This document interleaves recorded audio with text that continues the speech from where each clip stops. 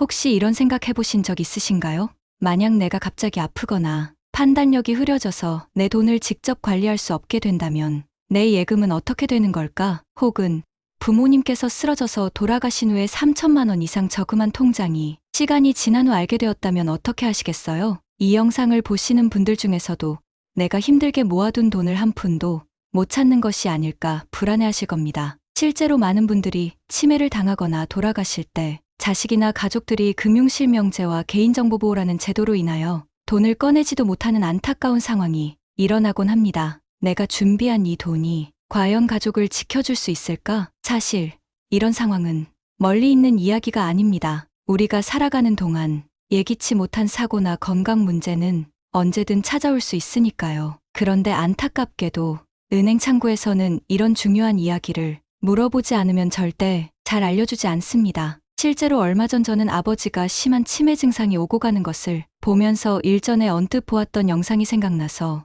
이 영상을 제작하게 되었습니다. 오늘은 그래서 60세 이상 예금자분들이 반드시 알아야 할 예금 관리의 지혜를 조심스럽게 나누려 합니다. 갑작스러운 사고나 치매로 내가 돈을 직접 다루지 못하게 될 때를 대비하는 방법, 그리고 내 자산을 어떻게 더 유연하게 굴리고 상속까지 준비할 수 있는지 오늘 하나씩 천천히 이야기 나눠보겠습니다. 여러분 아십니까? 많은 분들이 착각하고 있는 것을요. 나는 은행에 저금해 놓았으니 안전하겠지. 이런 단순한 생각을 하며 은행이 망해도 5천만 원은 국가에서 보장해준다니까 하며 마음을 놓고 있지요. 하지만 그게 전부가 아닙니다. 정말로 위험한 것은 은행이 망해 돈을 못 주는 것보다 더 중요한 것은 내 돈을 내 마음대로 찾지 못한다는 겁니다. 황당하지 않나요? 부모님 돈이 우리 돈인데 가족조차도 꺼낼 수 없는 것이 현실입니다. 다들 알고 계시듯이 예금자 보호제도가 있습니다. 은행, 저축은행, 증권사, 보험사 등은 5천만 원까지 보호해주는 제도인데요. 보호해주는 대신 그 돈은 본인 이외에는 인출할 수가 없습니다.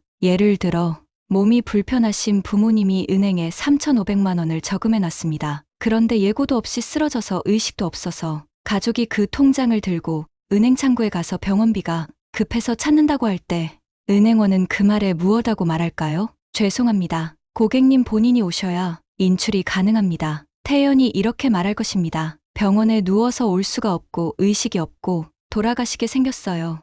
라고 급하게 말하지만 은행원은 가족이신가요? 상속 절차를 밟으셔야 됩니다. 이러한 상황이 곳곳에서 발생하고 있는 것이 사실입니다. 부모님이 힘들게 벌어 남겨주신 돈을 알고도 찾지도 못하고 상속이라는 제도에 막혀 암담합니다. 또한 상속 절차도 간단하지 않습니다. 사망진단서, 가족관계증명서, 재적등본 인감증명서, 유산분할증명협의 등 어려운 것이 한두 가지가 아닙니다. 또한 형제간의 이 위급한 상황 속에서 유산상속으로 싸움도 나올 수 있습니다. 가족 간 의가 상하고 더 이상 얼굴을 보니 안 보니 꼴불견이 일어나지요. 남 창피하고 또 가족 간 상속 협의가 되지 않아 계좌가 해지되어 몇 년씩 지연되기도 합니다. 어떤 분들은 유언장을 써놓으면 되는 거 아닌가요? 말씀하시는데 이것도 공증이 되었지 않으면 법적 효력이 없고 상속 갈등만 증폭되기도 하지요. 또 하나 중요한 것이 있는데요. 바로 휴먼 계좌입니다. 금융거래 1년간 없고 만기가 지난 계좌는 자동으로 휴먼 계좌로 분류되는데요. 이 계좌는 더 이상 일반 은행 창구에서 인출이 되지 않습니다. 서민금융진흥원을 통해 별도로 신청해야 찾을 수 있게 돼 있죠. 이러한 절차를 모르면 돈이 사라졌다고 오해를 합니다. 또한 어르신들이 기억도 나지 않고 언제 만들었는지도 모르는 상황이 나올 때도 있습니다. 그러면 그 돈은 가족도 모르고 본인도 몰라 그대로 잠들고 있는 것이나 다름없죠. 그러면 이런 황당한 일을 겪지 않으려면 어떻게 해야 할까요? 지금이라도 준비하면 되지요. 그것은 바로 금융자 등록 제도입니다. 그러면 금융보호자 등록 제도란 무엇일까요? 쉽게 말해서 내가 건강할 때 미리 믿을 수 있는 사람을 지정해두는 제도입니다. 그래서 만약 나중에 내가 정상적인 판단을 하지 못하게 되더라도 등록해둔 보호자가 내 금융거래를 대신하거나 내 돈을 안전하게 관리할 수 있습니다. 왜 필요할까요? 갑작스럽게 사고가 나거나 치매가 찾아오면 가족들이 은행에 가서 이 사람 돈을 대신 관리하겠다고 해도 은행은 절대 쉽게 돈을 내주지 않습니다. 법적인 절차가 복잡하고 시간도 오래 걸립니다. 하지만 금융보호자 등록을 미리 해두면 상황이 완전히 달라집니다. 내가 어려운 상황에 빠졌을 때 등록된 보호자가 은행과 소통하고 자금을 관리하거나 필요한 조치를 빠르게 취할 수 있습니다. 한마디로 내 돈을 지키기 위한 마지막 안전장치인 셈이죠. 그러면 어떻게 등록할 수 있을까요? 등록 방법은 생각보다 간단합니다. 가까운 은행 창구에 가서 금융보호자 등록을 하고 싶습니다. 라고 요청하면 됩니다. 그리고 내가 지정하고 싶은 사람을 선택하고 서류를 작성하면 됩니다. 물론 신중하게 결정해야 합니다. 가장 믿을 수 있는 사람, 내 뜻을 존중해 줄 사람을 신중하게 골라야 합니다. 주의할 점도 있습니다. 금융보호자라고 해서 아무 때나 내 돈을 마음대로 쓸 수 있는 건 아닙니다. 은행은 보호자에게도 엄격한 확인 절차를 거칩니다. 그리고 내가 의식이 명확할 때는 항상 내 의사가 최우선입니다. 금융보호자 제도는 내 권리를 빼앗는 게 아니라 내 권리를 지키기 위한 제도라는 점 꼭 기억하세요. 여러분, 나를 믿는 것도 중요하지만 미래를 준비하는 것도 사랑입니다. 아무 일 없을 거라고 믿고만 있기보다 혹시 모를 상황까지 지혜롭게 대비하는 것, 그게 바로 진짜 현명한 삶 아닐까요? 금융보호자 등록 제도, 오늘 꼭 기억해 두세요. 내 돈, 내 가족, 그리고 내 삶을 더 든든하게 지킬 수 있습니다. 그런데 함정이 있습니다. 이마저도 정신이 건강할 때 등록해 놓아야 하지요. 실제로 치매 진단이 나오고 그때서야 부랴부랴 하려 할 때 법적으로 동의를 받을 수가 없기 때문에 등록이 불가능합니다. 말하자면 건강할 때 직접 은행에서 등록하셔야 하는 제도입니다. 그리고 다음으로 신탁제도를 이용할 수가 있습니다. 신탁이라는 단어는 들어보았지만 그런 것은 나와 상관없는 일로 간주해왔지요. 그럼 개인 신탁이란 뭘까요? 간단히 말하면 내 재산을 미리 신탁기관에 맡겨서 내가 정한 방법대로 관리하고 운영해달라고 약속하는 것입니다. 예를 들면 이런 겁니다. 내가 살아있을 때는 이자만 내 생활비로 지급해줘. 만약 내가 의식불명 상태가 되면 지정한 보호자가 대신 의료비를 쓸 수 있게 해줘. 그리고 내가 세상을 떠나면 자녀들에게 일정 비율로 나눠줘. 이 모든 걸 신탁 계약을 통해 미리 약속해두는 거죠. 개인 신탁을 하면 좋은 이유, 뭘까요? 첫째, 내 돈이 묶이지 않습니다. 내가 아프거나 판단력이 약해져도 미리 정해둔 방식으로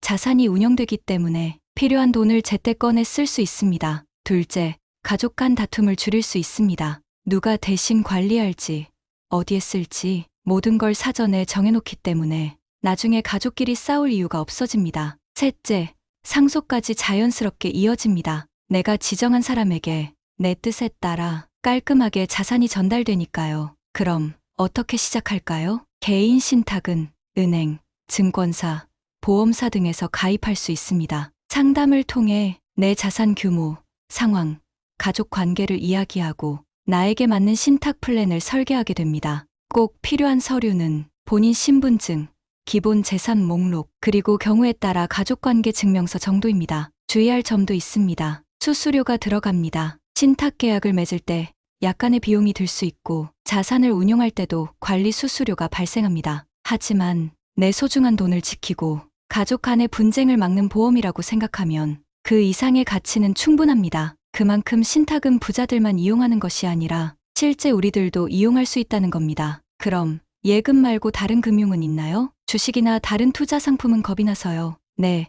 그래서 요즘에는 CMA 통장, 연금 통장, ISA 계좌 라는 것이 주목받고 있어요. 먼저 CMA 계좌인데요. 쉽게 이렇게 생각해보면 됩니다. 돈을 맡기면 바로바로 이자가 붙는 통장입니다. 은행 통장처럼 자유롭게 돈을 넣고 뺄 수 있는데 차이는 하나 있습니다. 은행 통장보다 이자가 조금 더 높다는 것. 특히 요즘처럼 금리 변동이 심한 시대에는 여유자금을 단기간 보관하는데 딱 좋습니다. 혹시 급하게 돈이 필요해도 수시로 입출금이 가능하니까 마음 놓고 활용할 수 있죠. 하루만 맡겨도 이자가 붙습니다. 게다가 예금자 보제도가 적용되기 때문에 안정적이며 수시로 돈을 넣고 빼면서도 자산을 불리는데 좋은 선택지입니다. 또 하나 연금저축이 있습니다. 연금저축은 노후 대비를 위한 대표적인 절세 상품인데요. 쉽게 말하면 지금부터 조금씩 쌓아두고 나중에 연금처럼 매달 꺼내 쓰는 저금통이라고 생각하시면 됩니다. 가장 큰 장점은 세액공제입니다.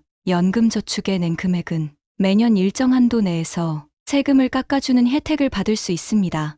특히 노후에 소득이 줄어드는 걸 대비해서 꾸준히 준비할 수 있다는 점에서 60세 이후에도 적극적으로 활용할 가치가 있습니다. 주의할 점은 있습니다. 55세 이후에만 수령할 수 있고 중간에 해지하면 세금 불이익이 생길 수 있습니다. 그래서 목돈이 급할 때 쓰는 통장이 아니라 미래를 위한 생활비 준비라고 생각하고 접근해야 합니다. 그 다음은 ISA입니다. 개인종합자산관리 계좌를 뜻합니다. 조금 어렵게 들리지만 이걸 한마디로 표현하면 이렇습니다. 주식, 예금, 펀드 다 담을 수 있는 통합 저금통 ISA 하나만 있으면 내가 원하는 다양한 금융상품을 한 계좌 안에서 자유롭게 굴릴 수 있습니다. 게다가 수익이 나더라도 일정 금액까지는 세금이 붙지 않습니다. 돈을 벌어도 세금 부담이 적으니까 효율적으로 자산을 키울 수 있는 거죠.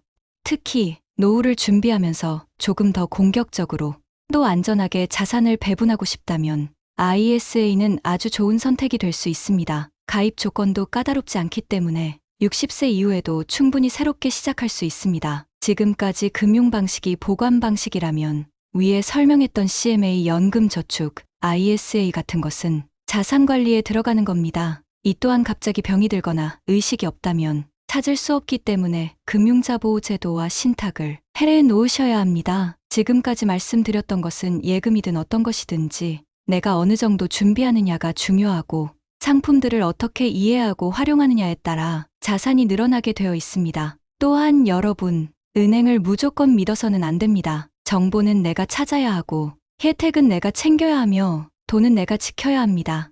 그리고 여기서 꼭 기억해야 할 사실이 하나 있습니다. 은행은 묻지 않으면 절대 먼저 알려주지 않습니다. 네, 맞습니다. 반드시 물어보고 숙지해야 합니다. 내가 갑자기 아프고 의식이 없을 때 내 돈이 사랑하는 우리 가족에게 쓰여지지 않는다면 얼마나 슬픈 일입니까? 귀찮다고 미루는 순간 돈은 우리 곁을 떠나갑니다. 내가 갑자기 아프고 의식이 없을 때 내가 힘들게 모은 돈들이 은행에서 잠들지 않고 가족을 위해 잘 쓰여지도록 준비를 철저히 해야 합니다. 이 정도로 하겠습니다. 영상을 보시고 큰 도움이 되셨으면 하고 유익하였다면 구독, 좋아요 부탁드립니다. 다음 영상에서 찾아뵙겠습니다. 감사합니다.